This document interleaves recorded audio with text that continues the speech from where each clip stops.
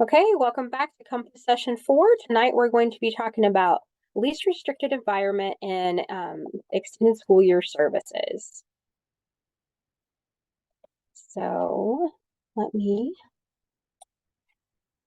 present this. All right.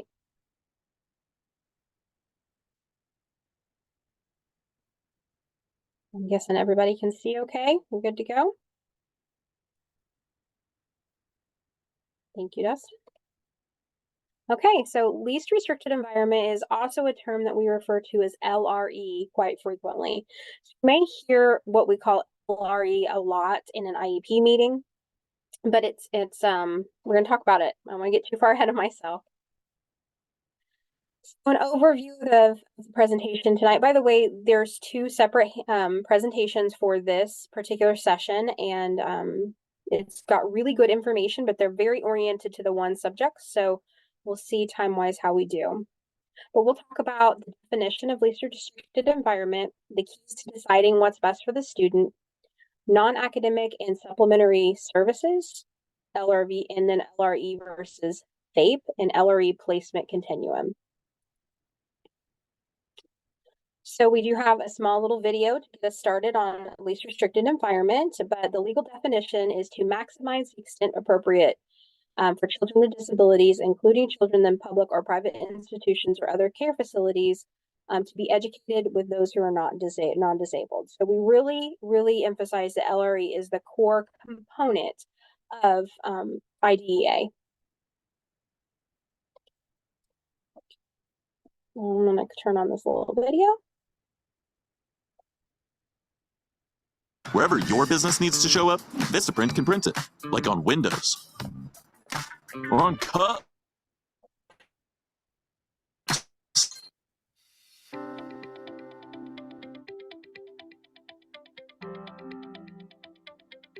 The word environment makes LRE sound like a physical location, but it's actually a term to describe your child's educational program. Where your child learns is only one piece of the program. IDEA calls for children with disabilities to be educated with children who are non-disabled to the maximum extent appropriate. This means that children who receive special education should spend as much time as possible with peers who do not receive special education. The key word here is appropriate. It refers to what's suitable for each student to meet their educational needs and be successful in their educational experience. Each student has their unique educational needs. Therefore, there is not one right environment for all kids. The IEP team will work together to determine the appropriate LRE for your child. This team, which includes the child's parents, will consider the child's educational goals, abilities, and needs. Another term you will hear in conjunction with LRE is the word inclusion. An inclusion classroom is a general education classroom that includes students who receive special education. The concept of inclusion goes beyond placement in a general education class.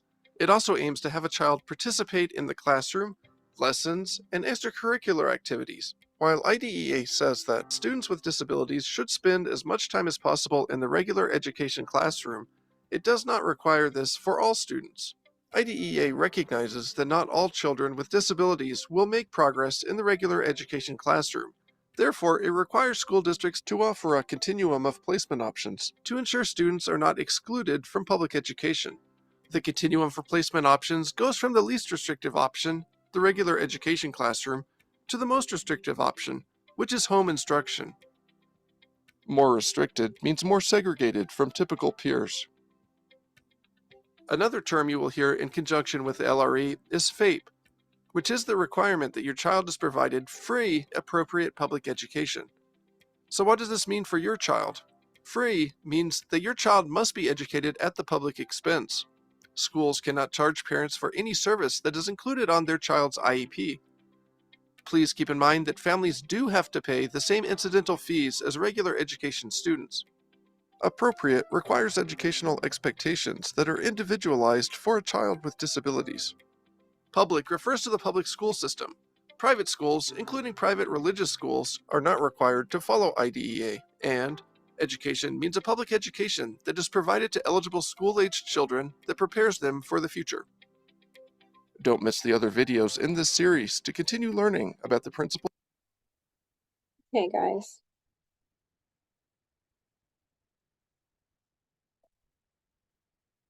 Right, so that's just a very short little video, talks kind of about the overview of least restrictive environment. Do we have questions about the very small video? There's a lot of information in there that we'll kind of break down and go over.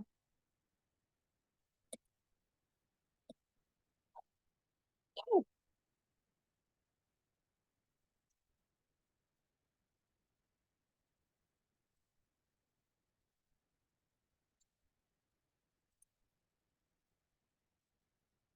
So like the video stated, think about least restricted environment as the environment, not the location of the classroom. There's many different types of environmental or educational settings a student can be educated in. Least restricted environment for that student means finding the appropriate fit. What environment is least restrictive for that student? And it's going to look different for every student. Some examples of the classroom environment, like teaching environment that they could learn in, would be the general education classroom with supports, because remember, we're talking about our kiddos that have an IEP already. Maybe a resource classroom where they're getting extra support on top of gen ed classroom. A separate or self-contained classroom. This may be done within the home district school or at another school location. But again, we're not talking about the location. We're talking about the environment of the classroom.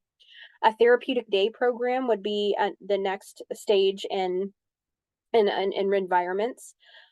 This is normally done with peers that are most definitely at a same cognitive level as a student, functioning level of a student. Many of them have like disabilities, don't necessarily have to have like disabilities, but it's a self-contained, it is a therapeutic day program. So more than just academics are focused on there.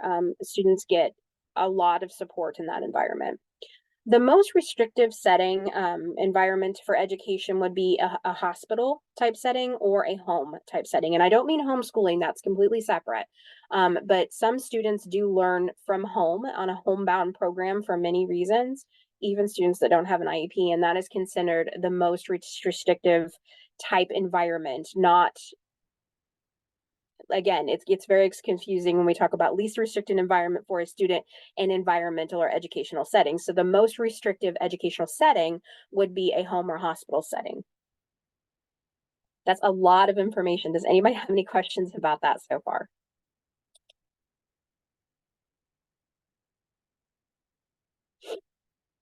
So this is important because a lot of the times, what I would say the number one thing that parents call us about are disagreements in placement for their students, whether they want the environment to be more restrictive or less restrictive for their students. And this is the one that I get the most phone calls about, that I need an advocate right away. And we'll talk about in a later session, we're going to have Mike Shea come on and talk about conflict resolution, and he'll talk about stay puts and things like that. So right now we're just focusing on an understanding what the differences in educational environments are. So why not the regular classroom for every student? Because we know that IDEA tells us that we can alter curriculum for the classroom. We can give the student plenty of modifications, plenty of accommodations. So why can't every student learn within the classroom? Does anybody want to unmute themselves and answer that question?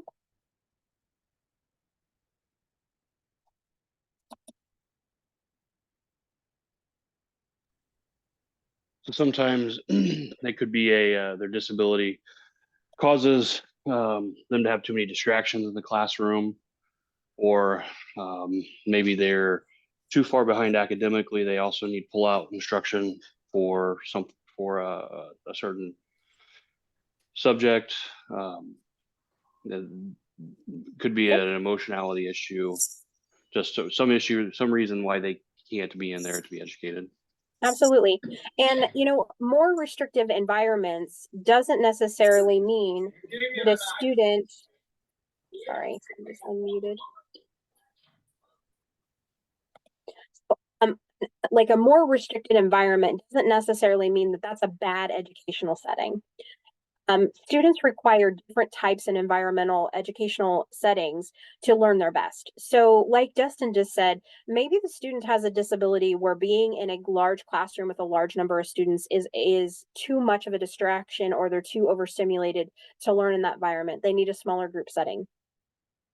I work with students all the time that use the same curriculum as educational students in a smaller group setting because it fits their needs better. The whole goal always is to get them to a less restricted environment to learn, because when we get out in the world, we get out in the workforce, we all work in the same type of setting, and depending on what job you have. So the whole goal is to try to get them into that least restrictive setting, a lesser restrictive setting. But LRE's core component basically is that where the student learns the best. So a student who needed the support of a therapeutic day program may need constant ABA therapy in the classroom, or constant behavioral support. They may need, an excessive amount of speech services. And I shouldn't say excessive. They should need, like, maybe they need a lot of, like, maybe they're getting one-on-one speech for 40 minutes a week, but then they need speech within the classroom too. So they may move them to a therapeutic day program that can offer those supports better to the student.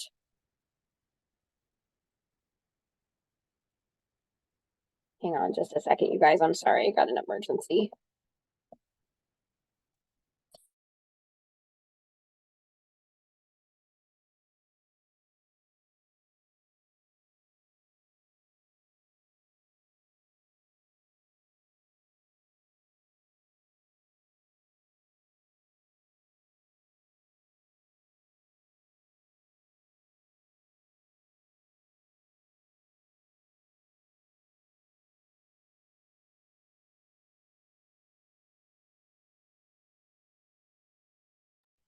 Oh my gosh, sorry. I got a message that said, "Hey mom, pick up the phone," and I panicked, but it was not important. I'm so sorry about that. Okay. Um, so back, like what I was saying, is all about where the student learns the best. And if a student learns the best in an environment that is more restrictive, we as a team have to come up with ways of getting them more time with their non-disabled peers. Does anybody know why it's so important for students to spend time with their non-disabled peers?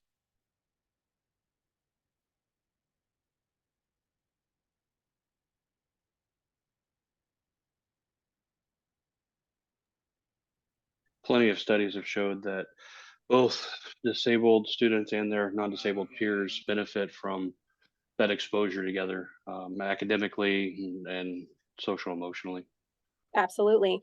Because if I have trouble communicating verbally and I'm working on that, I'm going to pick it up better in an environment of people that do not have trouble communicating verbally. Same if I'm learning a foreign language like Spanish or French or something, I'm going to pick it up faster being in an environment where I hear it all the time. So, like Dustin said, studies show that students learn best from their non-disabled peers. That does not mean that being in a general education setting is the best setting for that student, educationally wise, to learn things. But they need more time with those non-disabled peers as much as we can. So when we have kiddos that attend therapeutic day programs or a home or hospital setting, we have to get inventive with how we get them more time with their non-disabled peers. But the important thing to remember is LRE is determined annually. So if you're in a restrictive, if your student that you're working with is in a self-contained classroom at the 2022-23 IEP, and you attend the 23-24 IEP, you have to discuss placement at that meeting to determine if that placement is still appropriate. It should always be the goal to reduce the restriction, okay, to move them back as much as we can to the lesser restricted environment, educational setting. It's based on the child's IEP. It's as close as possible to the child's home, meaning that, we want to take into all those factors about a child being part of their home and their community as well. And it can't require the student to be able to master the general education in order to stay in a regular classroom. So just because a student is struggling in the general education with maybe some academics, we can't say, if you're not getting straight A's, if you're not making progress towards your goals, you have to be moved. It is definitely, we have to look at as a team why the child would need a more restricted placement to learn. There's lots and lots of things we can do.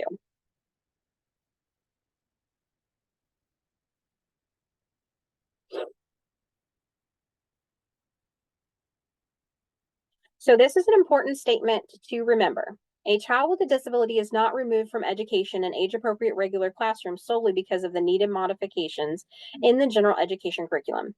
Meaning, if the general education curriculum that they're learning needs to be modified, that is not a reason for them to move. All right. I work with a lot of families, and some of the students that I work with will be moved out of general education classes into self-contained classrooms. And what I think it would be, you could work together as a team to really modify that curriculum. It's hard to do in math and reading. I will give you that. But in things like science and social studies or specials or art and music class, you can modify that curriculum, for the student.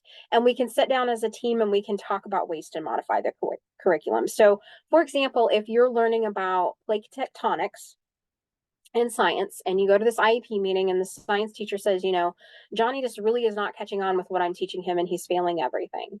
You could sit down and talk about, well, what is the core component that you want him to learn this semester? What do you want him to know about plate tectonics? And, the teacher should be able to then say core components of the curriculum they want you to learn. And we can work on ways that Johnny learns those core things. And this is like, it's really hard for me to understand why we can't. And I'm not a teacher, but it's hard for me to understand why we can't try to alter curriculum more for subjects like that, especially before we get to the high school level where we're not earning credits. So, and it's always, we always want to ask, when that placement is changed, when the school proposes that placement change, a parent should be served with what we call prior written notice. So at their annual meeting, they should have that draft 3 days before, and it should be listed in that draft that we would like to make the environment more restrictive for your student. So parents should have the right and be prepared before they go into the meeting to ask why. Why can't we try these things? I found I really liked this picture down here at the bottom that kind of shows the levels here they call a special school or a therapeutic day program.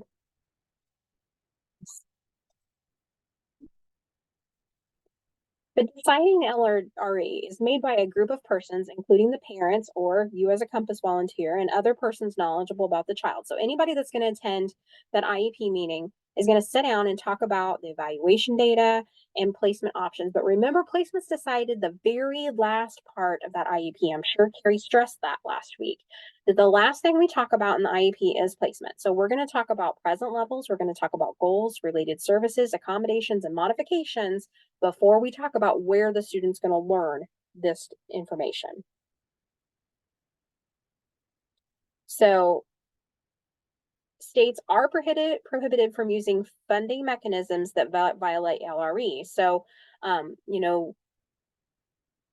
if a parent is asking for a student to be in a less restricted environment, we in the school would say that no, we don't think that's appropriate. It needs to be done with justification and then alternatives given. So one of those things that we may hear a school say is that we don't have funding to allow your child. We don't have an extra teacher. We don't have the money to send them. That's not a justification. Okay. Other things could be discussed, obviously. So how do they decide what is the least restrictive environment for the student? And it really is the effects of the student's disability on the participation in the general education classroom. So we should all start out, if we think back to that referral that we had in session eligibility and evaluation session way back when we talked about the referral process, students were starting out with those tiers, right? And everybody started out at the bottom tier when in the gen ed classroom. So how did the student learn there? Were there anything that was there a concern in anywhere? With those concerns, can we provide any aids and services that would remove that barrier? Have we tried all of these things? Okay, then if we're going to try a more restricted environment, list the things and the reasons why this environment would make it better for that child to learn in that environment. All right. And we do have to talk about if they didn't have a disability, where would they be going to school? What would they be doing? We need to be comparing the two things. Okay. They didn't have a disability that required more restricted environment. What would they be doing? What would they be learning?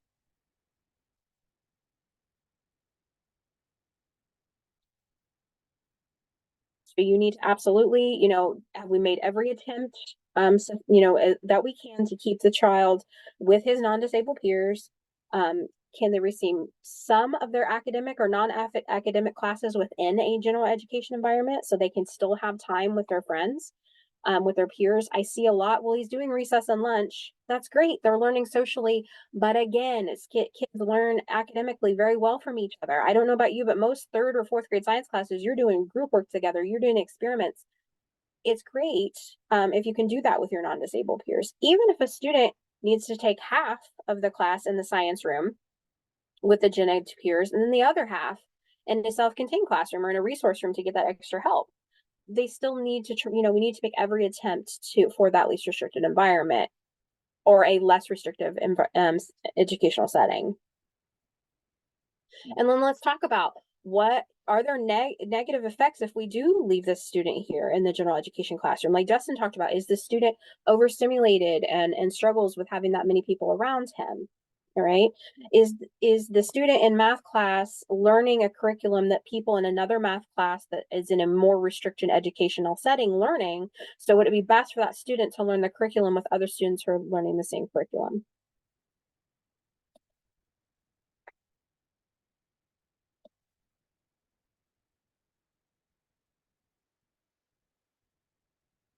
So again, students cannot be removed from their environment based on the degree of modifications needed.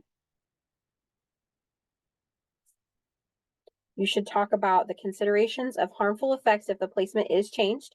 So if a student does change this placement to a more restrictive one or a less restrictive one, what are the harmful effects that could happen? Again, we need to talk about non-academic and extracurricular activities with his non-disabled peers where he can have more time.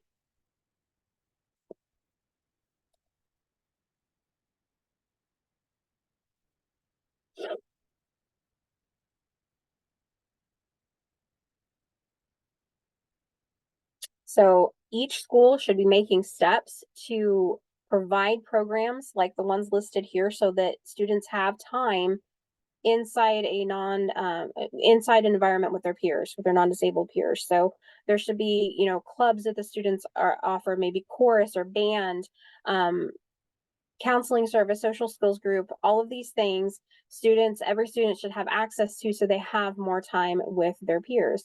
And it's important to remember we talked about all those accommodations and modifications that the student would need. These can carry over to these extracurricular activities. Okay. So the student needs the support of a one-on-one aide when he's in an environment with a multitude of students. That would carry over to an athletic, or that would carry over into a special interest club. Like I'm going super fast. Is everybody okay? Everybody doing all right?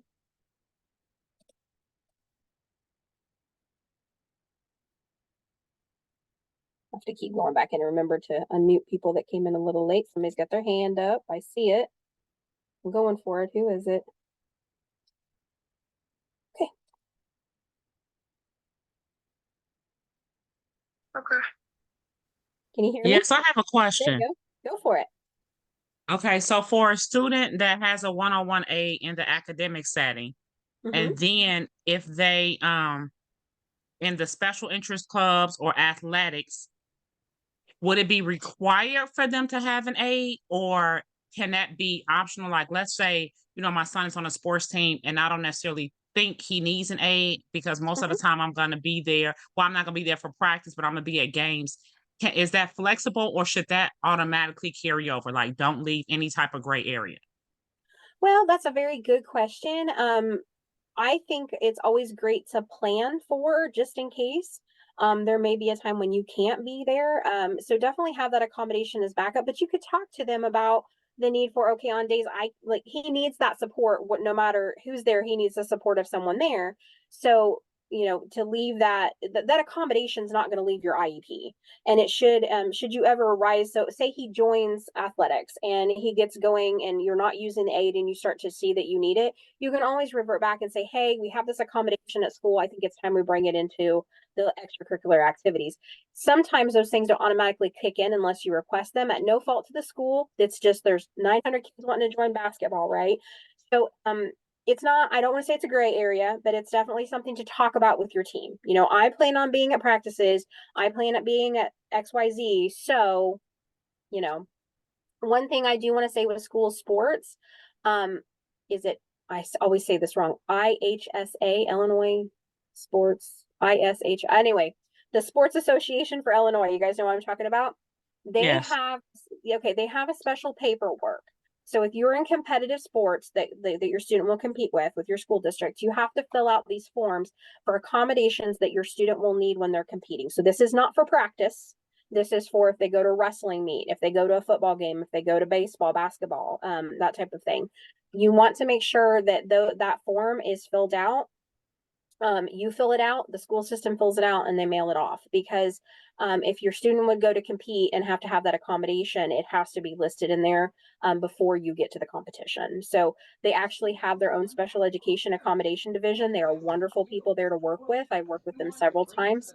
So, for example, I had a student who has epilepsy, and a one aide is required to be with him, in proximity to him at all times, to monitor him for seizures, basically. So as he would start to seize, she can record and intervene. And then he also wears a helmet just in case. Well, everybody on the wrestling team wears a helmet, but we still listed these accommodations so that if he ever got to a competition, there would be no question asked why that aide was so close to him and why he was wearing a helmet to practice. Okay. Maybe I can Yeah. talk, get a little be in your ear a little bit towards the Sure. end, because I have an annual IEP meeting tomorrow. And I was Okay. wondering about that, about academic aid Hmm. going over to athletic aid. But Absolutely. of course the disability is not physical, like Hmm. epilepsy, with the Hmm. ADHD. So I didn't know how that transfers over, because I have not seen it transfer over. I don't know if I haven't seen it being needed either, but I didn't know how I weigh my options, walking Sure. into the meeting. Absolutely. Okay. Yeah. Yeah, absolutely. When we're finished up, we'll talk about it. Jaren, did you Okay, have Now a thank you. question? that's interesting because my son did competitive swimming, and I did not fill out a form for Okay. if he would need assistance or anything like that with swimming. Yeah, I Now, think, yeah, your district may have done it for you, because I know he did competitive swimming because we did his transition news blast. So mhm, sometimes a school will go ahead and fill that out for you before you even go. But I always like to tell parents to make sure they know that that's there. now, and he's in college now. Now, Hmm. the college was completely different. Sure. He had to go because it was the NCAA that they have for the college because he's at a college that's competitive because went for cross track for him to be approved because of his ADHD and autism, and Hmm. they approved him. And Yeah. he was so happy. I Because bet he was, he for was sure. so happy. I didn't know he would have to have this done, but he had to I be didn't know approved that by either. them. I assumed there was some type of system in college, but I wasn't real for sure with it. But I was sure that there was some type there. Darren, you have your hand up. Yeah.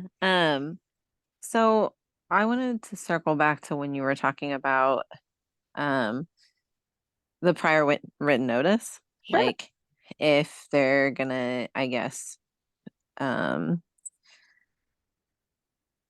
uh advocate for a more restrictive environment. Mm-hmm. Like how exactly does that work? Because obviously, like, you know, the team isn't supposed to make a determination before the Absolutely. IEP So or yeah, whatever. So yeah, what does that no, look like in terms of like how of do your prior they give that of prior your written prior notice? sure. So with your prior, absolutely, you're right. Nothing, placement is not supposed to be predetermined. Everybody on the team is supposed to have input about a placement change. But if the school is proposing, they think maybe a change may be needed, the parent or the parent, I'm not going to say the advocate, the parent needs to be given that prior written notice about the school's plan to change that placement. Sometimes that's within that drafted IEP. You have to look through it and read it that the school is wanting to do that. If you are asking for a placement change, and the school says no, then you're given prior written notice after the fact, which what we call a denial in writing, saying that they don't feel that the placement change is necessary. Or maybe you go to the IEP meeting and you advocate for a less restricted environment, and they don't feel that the same way. They again have to give you that denial in writing, saying that they aren't going to change the placement. So you're absolutely right. It's not supposed to be predetermined, but the school feels that your student is making a significant lack of progress or struggling in that environment and thinks that a change may be needed, that should be mentioned within your conference notes. Okay, so well, I asked this because I had an IEP meeting for my daughter today, Okay. and they like everybody on the IEP team said that she needs to go to a more restrictive placement. And it was kind of Okay. like a total surprise to me. Okay. So I didn't know that. That was Yeah. what we were So, gonna be did you get it? proposing, and I didn't see Yeah. it in the IEP. You didn't see it in the draft? Okay. No. Because you know why? Because in the draft, placement's not listed in there because otherwise it would be predetermined, right? So somewhere in there it should have talked about that, she's making not making enough progress. We feel like we may want to talk about some type of more restrictions on something. I can absolutely, or Carrie, either one of I can help you look through your documents to try to find it and see exactly how it's been listed. Sometimes it's in that conference, like that conference notification that you have an IEP meeting in 10 days. But it should be expressed to you somehow. Again, you do have the right, to say, I don't feel like that is necessary. I would like my denial in writing to moving her. I don't want her moved. I want to try something else. So Okay. Well, yeah, thank you. that's how. I was like, Yeah, obviously I felt pretty bombarded. I bet. And I Yes. went through the IEP thoroughly. Yeah. And I I'm never seen it wondering. anywhere, so I wasn't expecting it. Yeah. Yeah, so I believe the way prior written notice is stated in IDEA, that is a parent. Jamie's not on here, and he's like a walking encyclopedia for this, but a parent should be, given notice when the school wants to do evaluations, have completed evaluations and need to call a meeting, wants to change services, like remove or take away or give some type of service like speech, OT, counseling, whatever, and then a change in placement, a parent should be notified. So yeah, we'd have to really see how you were notified that the school wanted to propose. Obviously, they're not doing it, but they also can't predetermine that a placement needs to happen either. You should be able to talk about all these things before walking in there to see what else could be fixed. But you getting that prior written notice gives you time to prepare to talk about all the things that need to be that you could do to try to fix instead of changing the placement. Athene, did you have a question? I'm gonna say I got mine with a phone call. With a phone call? Okay. Yeah. We have relocated down here. Let's talk about culture. Um, and our son was in the first grade. He had his IEP from Rockville relocated. I turned in all the paperwork, psychological report, and everything from Mm-hmm. when he was 3 years old, everything. I get a phone call that says, we got to move him to a restricted. I mean, the person was panicking. His behavior is this, da da da da da. I says, why? Well, he just can't make it in the general classroom. We have to move him. I said, we're self-contained. He went from the least restricted all the way to almost the restricted, besides home Yeah. or hospital. I was so upset. It took me, I don't know how many years of fighting with this district to finally, I transferred into another district Okay. because they just did not. And what you're going through all this now, that's one thing about this district. We deal with culture. They do not. It's like our children, they want to put in the most restricted because they always come up with this statement. It's their behavior. Mm-hmm. It's their behavior. But they don't look at what's behind the behavior or what the child's diagnosis is or what the child, like our son, I explained to him, he's just moved. Give him time to settle down. He was Mm-hmm. fine in the first grade where we came from, but he also had an aide.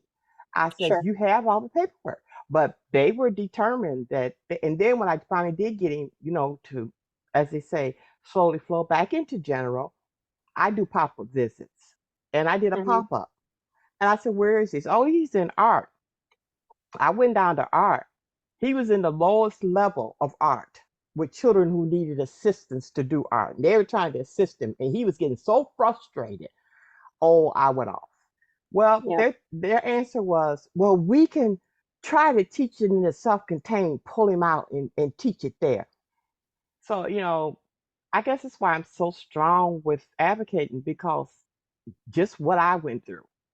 It's Well, hard. It's yeah, and it's just difficult. like what was mentioned in the chat. This is where a parent struggles the most in an IEP meeting, and I have to agree with that statement.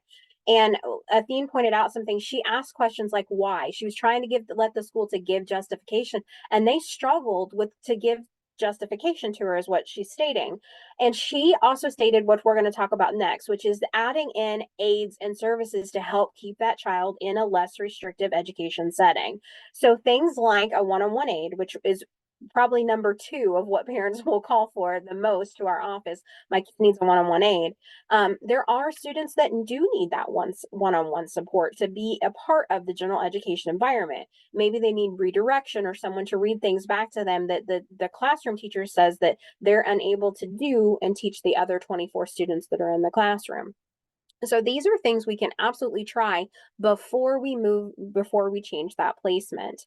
And again, just when you ask for these aids and the school system would say that we don't think that's appropriate, that needs to be given with justification and it needs to be given with alternatives.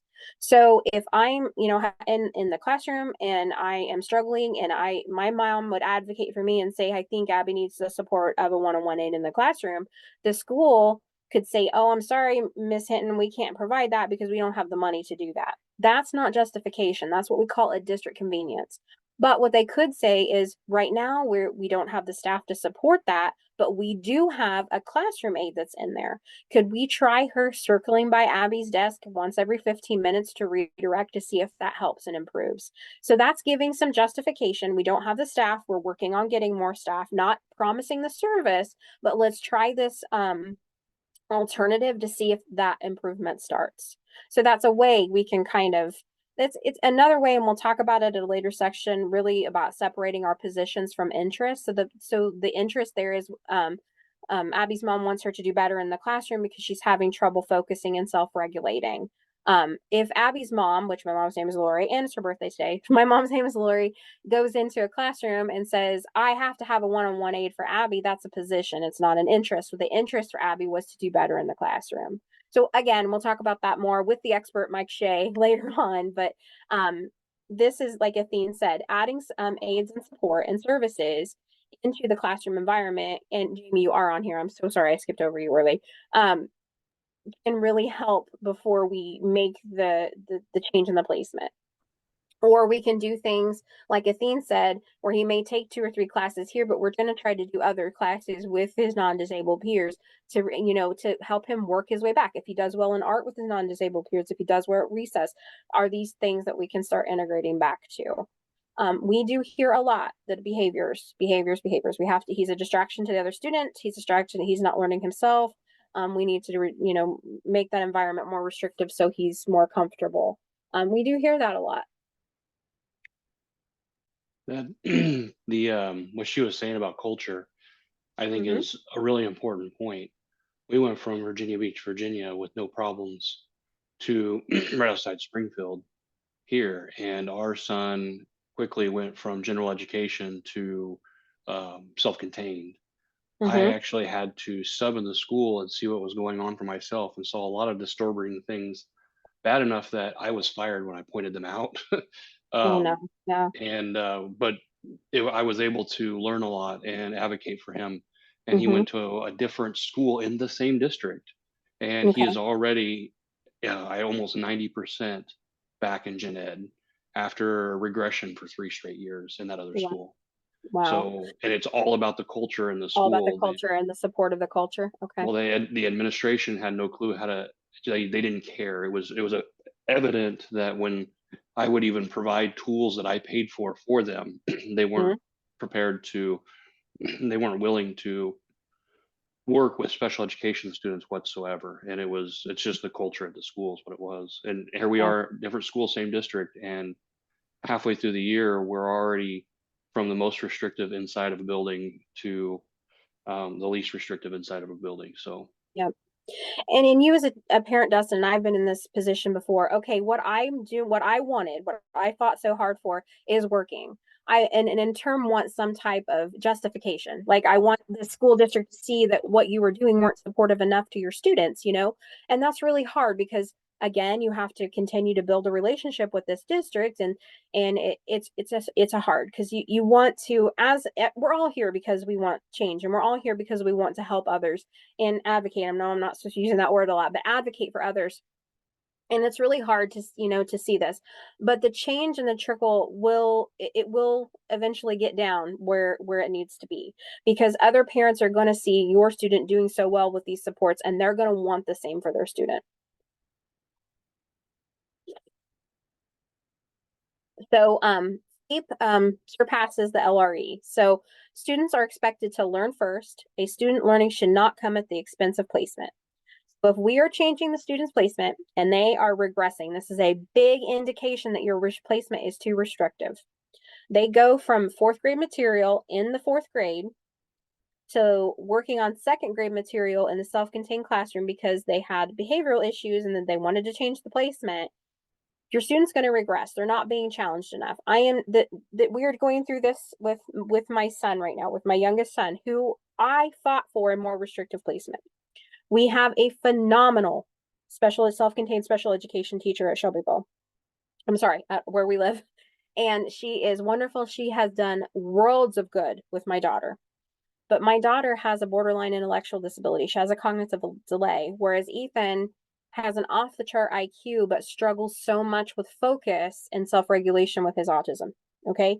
So he is in that self-contained classroom where we're trying to build skills, because I know this teacher's so great at doing all of these things, and he needs the support of a classroom aide being nearby and redirecting, that he is regressing in his academic skills because he's not being challenged enough. So we had to come together as a team and think about different ways to challenge him more. So one of the big things you're going to see is that your student is not making sufficient progress, that they are regressing in their skills. That's a really big indicator that environment is more restrictive. It's too restrictive. And a lot of times, just like students pick up things from their non-disabled peers, they're going to pick up things from their disabled peers as well.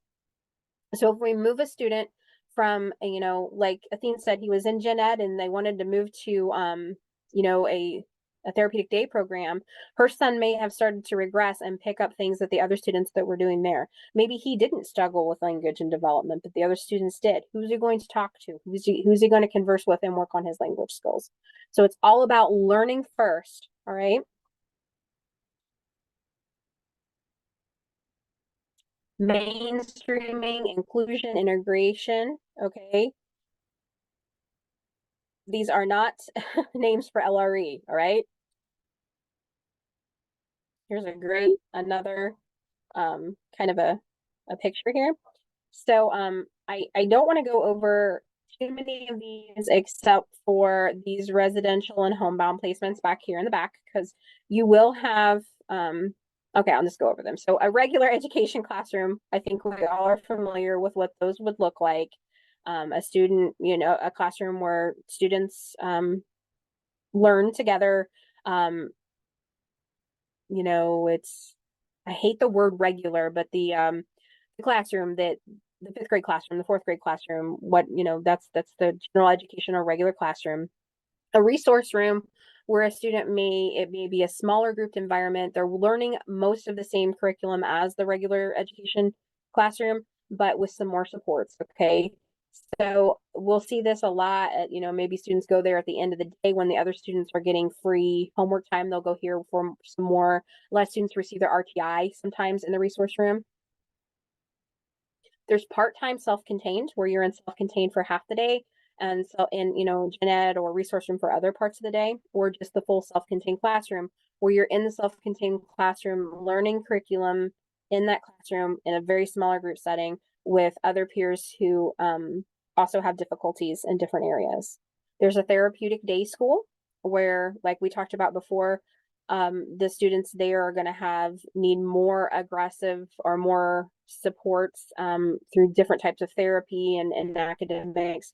So it's all going to surround those students. So my son attends a therapeutic day program at Hope in Springfield. It's a therapeutic day program. So there's no students there that don't have an IEP. So, all right.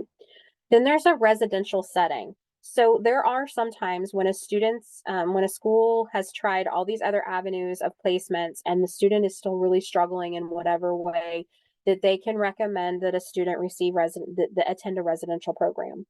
Now, that doesn't mean that this has to happen, okay, guys? We have lots of options if we have an argument as to where these placement needs to be. But there have been times that a school can recommend a residential setting.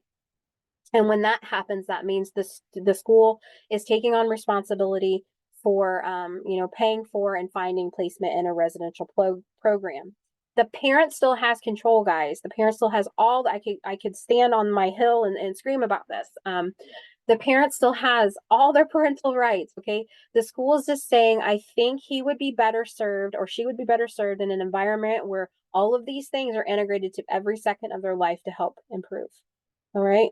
So a parent can object to this. A parent can agree to this. A parent can say, no, I want to do homeschooling. They have all these other options. Okay. So no one is taking away a parent's rights when their student is sent to residential placement. All right. It is residential placement is not something I want to say. I always say this. I didn't choose residential placement. Life chose it for me. So my son's needs were enough that he needed to be placed residentially. But David's slightly different. Some residential placements have a school within their residential placements, and some residential placements send their students to school at a public school or at a therapeutic day program. So Hope is a therapeutic day program that has a residential component. So I know this gets really, really crazy and confusing. It's all about funding and state things, but a residential placement is a more restricted environment, okay? I do want to say again, a parent does not lose their rights of any means if their student attends residential. It is a IEP decision, absolutely, but it's also my student's not going to be living in my home, right? I'm not going to be with my student every single day. So we will see the most stay puts and due processes over residential placement. Like that goes pretty hardcore because a parent, now that's very restrictive. That's removing my child from my home during the week so that he can attend this program. So we see that a lot there. Schools very rarely want to do the residential placement. It's most restrictive. They don't want that for students. They want to try all the other things first. And then homebound placement, the homebound placement is initiated by a doctor. So your doctor of the student you're working with is going to say the student, for whatever reasons, for health concerns, cannot attend school in person and needs to have homebound instruction. So with homebound instruction, every student is required to receive 1 hour a day instruction 5 days a week. With an IEP, they are going to get at least that 1 hour a day, and then the team can determine if more is necessary. All right. So, yes, during COVID, we had a lot of homebound that was done virtually. There is still a lot of homebound that's done virtually. There is still a lot of homebound that is done after school hours as well. So it's all about the doctor saying that my student needs this. Do we see kids put on homebound or remote instruction because of behavior? Unfortunately, yes. I do not want to say words like loophole or anything like that, but that maybe the IEP team is trying different types of placement that aren't working and they will place the student at home on virtual instruction. I have seen this. I'm not a big component in favor of this because if a student is struggling with learning how to regulate their behaviors, putting them to the most restricted environment of being at home is not going to help them learn from their peers and be with other students. But sometimes a district may seem that it's necessary to place a student on virtual learning that is not considered homebound, but virtual learning. Homebound is initiated by your doctor, and in our shared file there is some more information from ISY on homebound. Okay, so not all students. It's not for all students. It's individualized. LRE is. So just because your student has autism doesn't mean he automatically has to attend a therapeutic day program. Okay, it's very individualized for your students.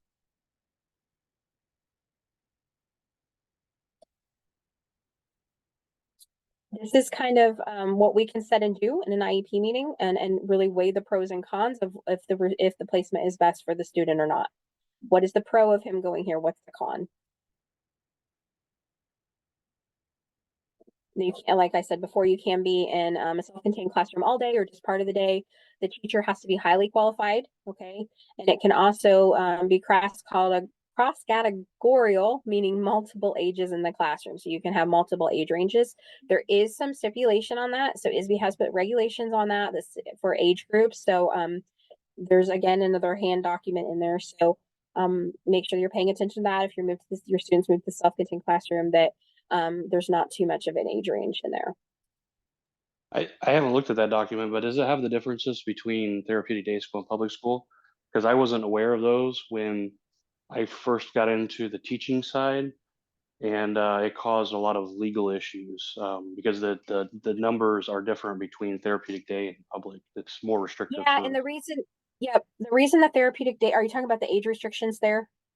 Well, the age restrictions, the number of the ratios, and Yeah. the total number of students are all more restrictive in a therapeutic day school. But Yes. there's, if you don't know that, you'll just go off of what you read everywhere A else, which is one, for public yes, school. yeah. Yep, and I know the age ratio thing. There is a form that you can fill out with the Illinois State Board of Education. So if a student is doing really well at a therapeutic day program in this specific classroom, but quote unquote ages out and needs to move to another one, there is a form that a parent can fill out and request the school fill out as well, asking for an extension of age for that.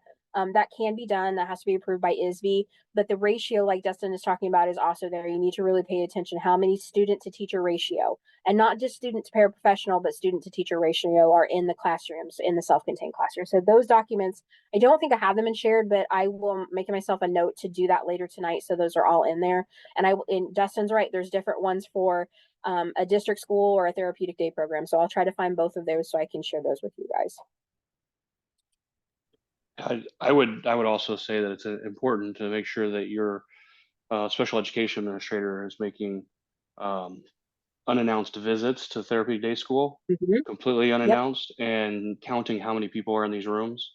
Mm-hmm. I worked for one, not Hope, but another one that was so bad that I had to call the state and quit my job. And Yeah. so it's definitely and after I made a fuss about it, and the district showed up and looked at it, a lot of kids were pulled out of there Yeah. because they were, it was about the money for them. So. Mm-hmm. Yeah. And unfortunately, you run into that sometimes, and it's horrible. But like the unannounced visits, you can come and observe your student in the classroom at any time. You're allowed to do that. You like obviously it's great to send an email and say, hey, I'm on the way to watch blah blah blah to do this, but especially in settings like this, like Dustin stating, like my son's non-speaking, so he can't tell me if something's going wrong or something's not going right. So I pop in there at his school quite frequently. I don't announce my presence. Like I obviously when I get there I have to sign in and then they know I'm there, but I don't you don't always have to tell them that you're coming for situations like that. So if you ever have a worry, know that you can observe. If you want to see how your students doing progress wise in their placement, come and observe them in the classroom. Like Athene said, you can do that. So remember that a day. Oh, go ahead. Sorry. No, I was going to say a therapeutic day program though is different. You as the parent, you have to go through the school for everything. We were allowed by law to deny parents entry unless they had an appointment or came with the district.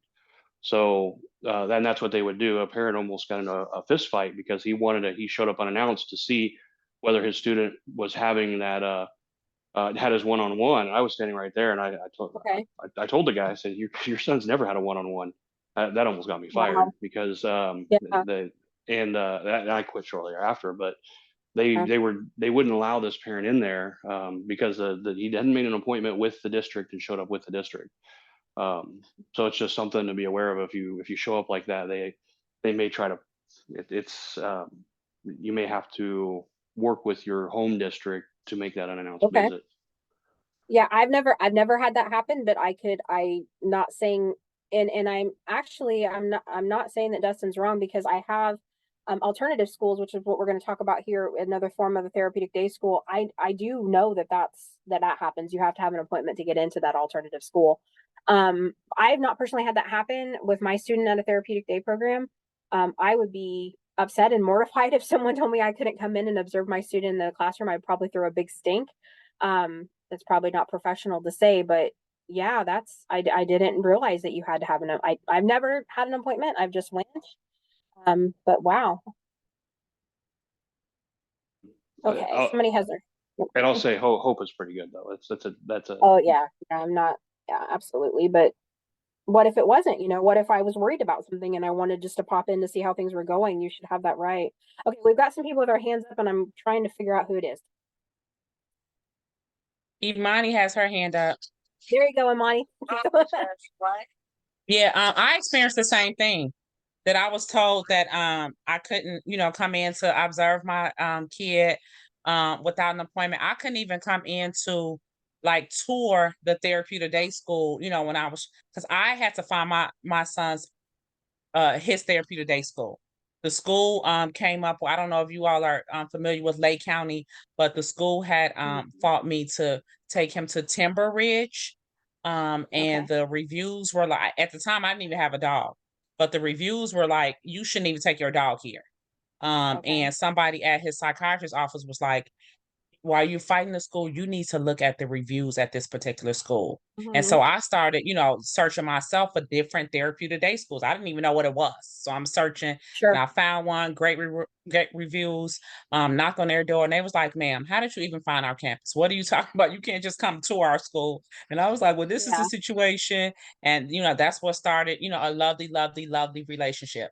But I was Mm-hmm. also told the same thing. You can't just come here and tour. You can't come and observe your kids. You kind of sort of have to, trust us with it or whatever, but it had to be an appointment. It wouldn't, you can't do anything drop in. They didn't really have security, but they was real secure, where it's like you went through a metal Sure. detector, the kids got wanded.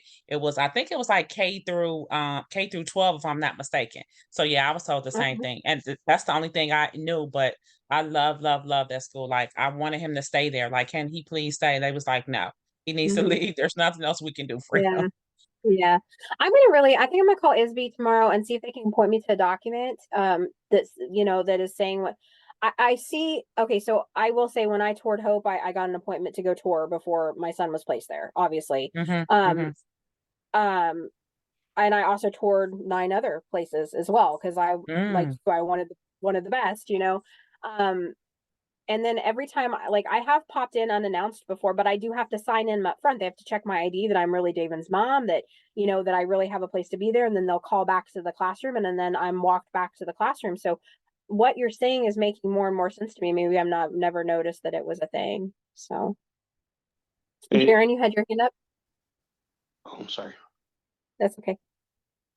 Sorry, yeah, I was just gonna say, if the school that he's referring to is in Springfield, maybe he could give me a heads up of what it is, because I just want to make sure that's not where they're trying to send my daughter. I, Okay. That's, I, Darren, absolutely. Yeah, we could absolutely talk about that when we're not being recorded. Okay, sorry. Go ahead, Dustin. no, I was just going to say that this requirement for an appointment, it doesn't apply to the school itself. So the school can just show up and say, I want to see everything. If they say no, that's Okay. against the law. So I Okay. do know that that's something So that they can do. the district can just show up without an appointment or anything. So then can the parent be with the district to do that then? Absolutely. That's there's Okay. nothing in there. There's nothing in there that says the district can't bring the parent. It just says that Okay. you have to allow the district in. And if you're with the district, I mean, that's a huge red flag if they say no, you can't tour. You got to leave the parent out back. That's Sure. Yeah, that would, yeah. so. Okay. Well, thank you. Thank you for providing that. That's very, very helpful. But as far as day schools go, they're private. That doesn't mean they're not couldn't be owned by how I want to say that. Sometimes therapeutic day programs are owned by your special education cooperative, but they're essentially a private school, but they do still have to operate under IDEA regulations because your home district is placing your student there. So when you decide to pull your student out of public school and put them in a Lutheran school or an ABA regulated school, that school doesn't have to follow IDEA as closely as what it would if a school district placed them there. Okay, so because school districts are placing them in these private schools or like Hope or lots of other ones, they do still have to follow IDEA regulations, but it can be an alternative school like a behavioral school as well. They're only for students with disabilities, so no students that don't have a disability are going to be at this school. And it is very expensive for the district. I have seen a breakdown of what my son's education costs every single day, and it's a lot. Okay, so we are a little bit different. So his school district pays for his educational portion that he needs during, Monday through Friday, extended school year, all the things. And then extracurricular activities, some of that's paid for by his school district as well, but then we have a residential component that's paid for other funding in a different way. So for example, my son needs the requirement of access to nursing services at any time. There are 5 nurses at Hope that work. They are specialized nurses for different levels of care. So that nursing service is more expensive than it would be at a district level school. So that's ways that it can be more expensive.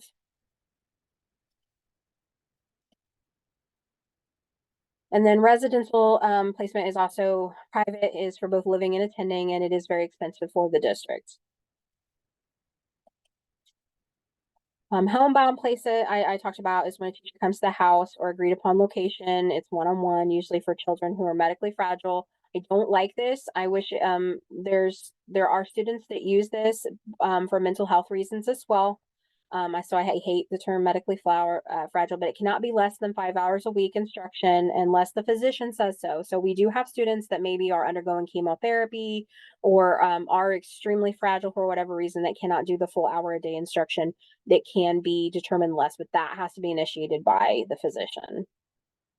Unfortunately, when you're requesting homebound placement from your doctor, you may weigh the pros and cons, but your child's physical or mental health are going to, really outweigh any of the pros and cons that you have. It is important that we are always trying to work backwards, guys. So even with my son, who's going to be 21, we're about at the end of our educational supports, we still talk about ways that we can return back to a less restrictive setting, okay? Or integrate more time with non-disabled peers. So it's very important that we talk about that.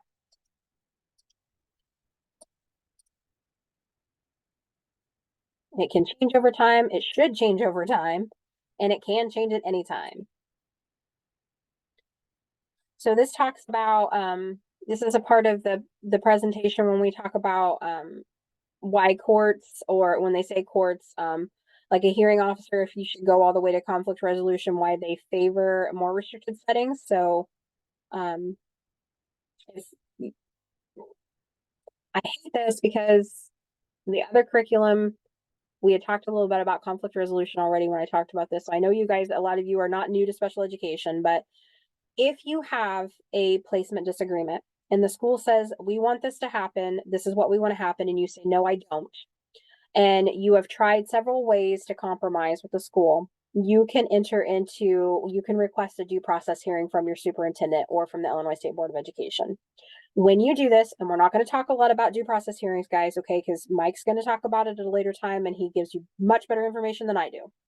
But when you request this, a stay put is put into place. And that stay put means that your student is not going to move out of that setting until you have reached a resolution with the district.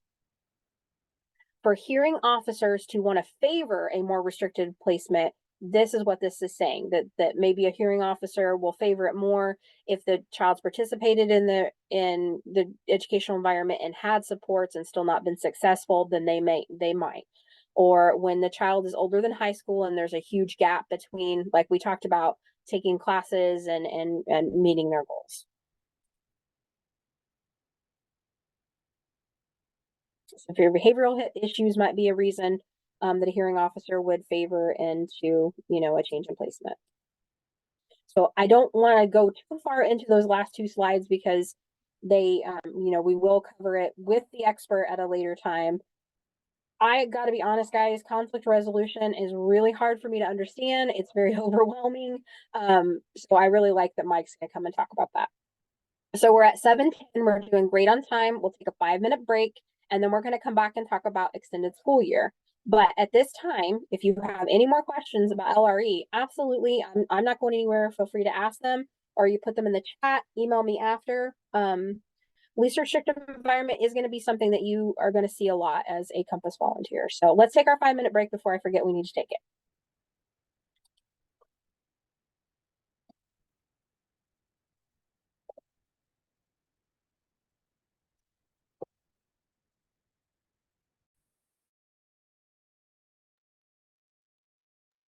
Abby, are you taking a break too, or you want us to just wait? Oh gosh, I'm muted. No, I'm not taking a break. I'm here. Did you have a question? Okay. Yeah, so I said I was gonna get back with you. I didn't want to take up too much time on my same question. Okay. So a quick thing about my son's aid. So when he came back from the therapeutic day school, it took 2 years to get him back in a school district from a therapeutic day school. We met every 6 weeks, and the school came up with the excuse every 6 weeks that he couldn't come back. Anywho, Okay. so he got back in the end he got back in sometime in 5th grade. He's in 6th grade now. Okay. Every meeting we met every 6 weeks for 2 years. And every meeting I would ask, he needs an A, he needs a BCBA. He needs an A, he needs a BCBA. I didn't really care which one, but something, because he came from the therapeutic day school where it was so restricted. I don't want to miss ESY because I love ESY. So extended school year services. Extended school year services, like any other part of the IEP, is unique to the student and their needs, not unique to the district, not unique to what the staff can provide. It is unique to the students. So we're going to learn about the concept of ESY, like what it is, where it can be provided, who's eligible, and ESY and eligibility. We're going to talk about that as well. So what is ESY? It is special education and related services that are provided to a child with a disability beyond the normal school day and year. It's in accordance with their IEP. It's at no cost to the parent and must meet the standards of the state educational agency. It's decided upon by the IEP team. It should be discussed annually. And this is one of the most skipped over parts of an IEP that I see. But the need for ESY should be discussed annually. And it's usually made, the decision's usually made in the spring. That's why we see a lot of IEP meetings happening in the spring. Not saying your kid's IEP has to have it in the spring, has to happen in the spring, but we do see a lot of the meetings happen in the spring, so we can talk about the need for ESY.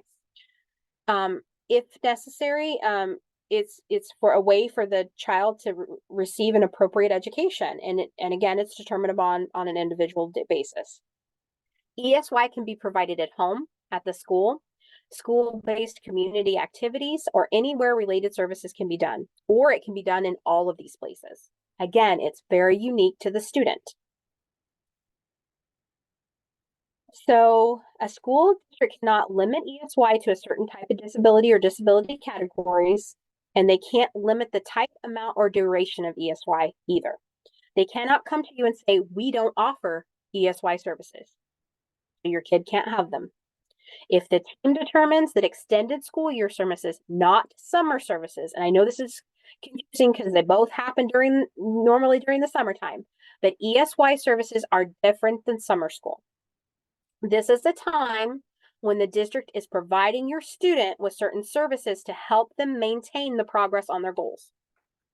Because the entire need for ESY, I'm skipping ahead of myself. The entire need for ESY is determined on whether the child is going to regress the skills that they have learned or have lack of progress when they return to school. So it's for children with complex or multiple needs, children who require repetition and consistency, and children who regress. That's who it's for. So you didn't hear me mention it's only for kids with intellectual disabilities. It's only for kids that are placed residentially or at therapeutic day programs. It's not only for kids that have autism, all right? It is for children who have shown that they need that required repetition and consistency and who have regressed in the past after an extended break from school. There's no single criteria to determine eligibility, all right? Many measures should be used to determine if ESY is appropriate. Regression, or the decline in the knowledge of skills that they had learned before the break, and recuperation, or the amount of time it takes to regain the prior level of functioning. So most children, in the fall, when they return to school, schools will kind of do I don't want to say a preview, but like an overview or go back a little bit. Okay, at the end of 3rd grade, we were learning about this. We're going to have a review of this the first few weeks of school. if your student during those first few weeks of school, this includes their related services like speech, OT, ABA therapy, whatever the school is providing them, if they are not, if they have regressed a lot from this, where they left off when they stopped those related services before school break, or they are not making sufficient progress like they were before the break, this means that the student could need ESY services. All right.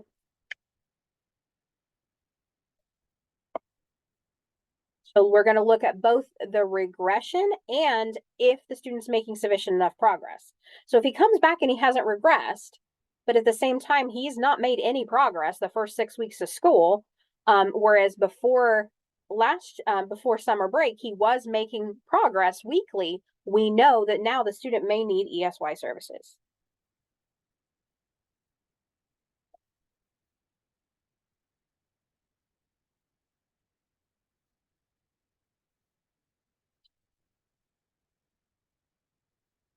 So a great time, see when this happens before summer gets here, is after fall break, after winter break, after spring break. So these are shorter amounts of a break, obviously, than the big 3 months, but these are short times when you can kind of see, is my student regressing? Is my student not making progress when they return? So this is a great time to log data. So we start in August, okay? And we're going to school, and we have a fall break, right? Some districts don't do fall break, but let's say this district does. And your student's off for 5 days. When they come back after that 5 days, they forgot what they were working on in speech before they left, or they're not making any progress that next progress report. This is sufficient evidence that they may need ESY services. So when you get to that IEP meeting and they want, ESY is kind of towards the end, and they say, oh, we don't see a need for ESY, this is where you can say, but I saw during fall break then this, and then I saw again during winter break that this happened, and then it all fell apart during spring break. So you can show a pattern of the regression or a pattern of the lack of progress.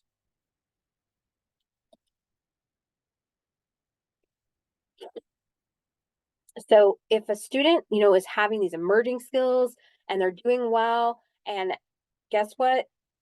All goes away over summer and you have to start all the way back over again in August, we're not closing the gap. Okay. This ESY is a great way to help close the gap for the learning.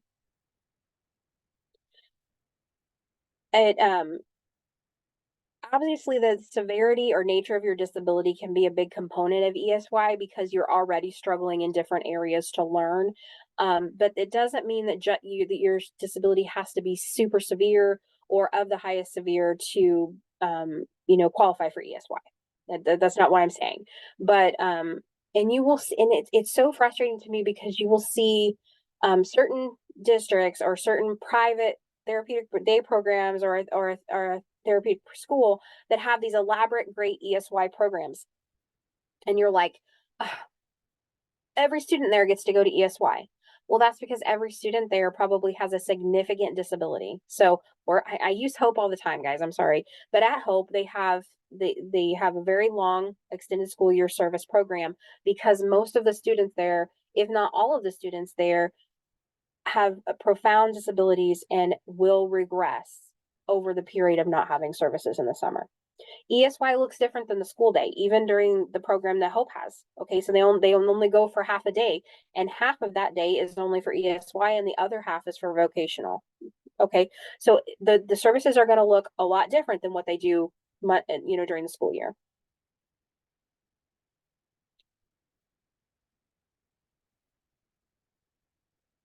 So you need to make sure that you're having enough time to argue that your student needs ESY. So if your IEP meeting is in May and you want your student to have ESY, what if the school would say no? Well, you're going to need plenty of time to go to due process if that's the case. So if you're starting to notice that after Christmas break, your student really regressed in services, it's okay to call that IEP meeting right then to talk about the need for ESY. That way you have plenty of time before the meeting that comes up.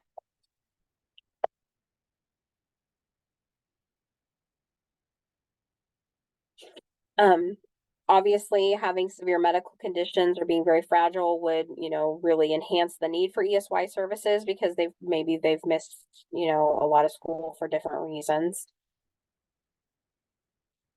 Behaviors, as well. If they've missed a lot of time and instruction due to their behaviors, they may also qualify for ESY. Without ESY, the child will not receive some educational benefits from the educational program during the school year. So without receiving ESY, they're not going to receive all the benefits they can when they return to school. Lack of progress is not always a way to determine ESY. Again, we talked about, and all these memos are in your shared, guys. We talked about, the recouping of the skills when they got back and things. Students cannot be required to fail in order to receive ESY. Even if the student is received ESY last summer, does not mean they automatically get it this next summer.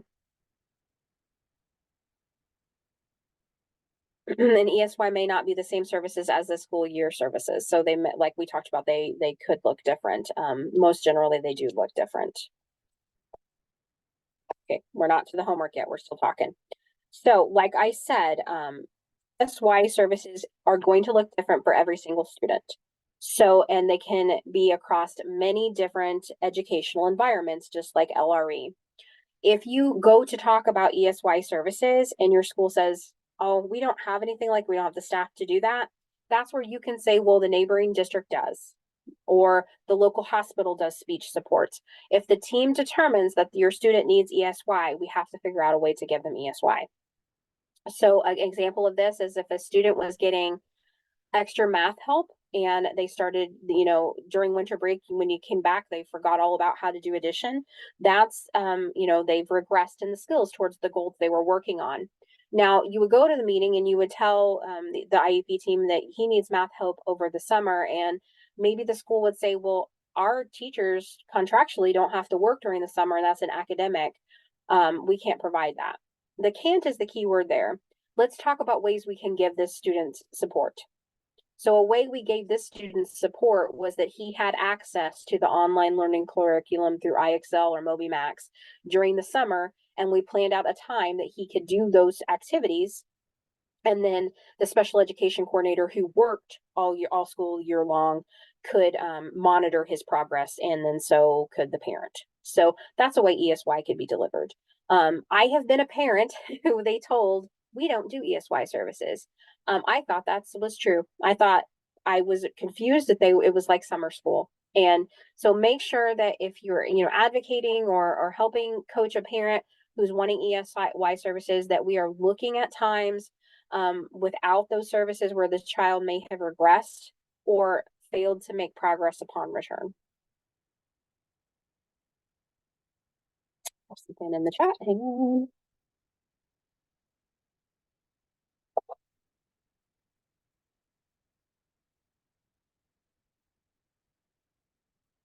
And again, that's that's why you can really, you have the option of conflict resolution about ESY services.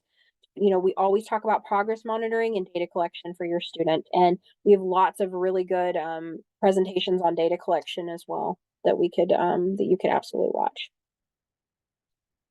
Okay, guys, the homework is here. I will also be listed in an email to you in the morning. It is a follow-up about LRE and ESY is what our homework is this week. Next week, it will not be me again. Carrie will be facilitating, but you will have a guest speaker named Stephanie, and she's going to talk about behaviors, okay, and ways to monitor behaviors, get evaluations for behaviors, and she's going to talk about discipline. So that's who will be with you guys next week. Expect an email from me in the morning with a copy of today's presentation. Yep, I think I did all that right. I'll get that to you along with handouts for next week. So at this point, I'm going to stop the recording, and then if anybody has any questions, we can absolutely start in.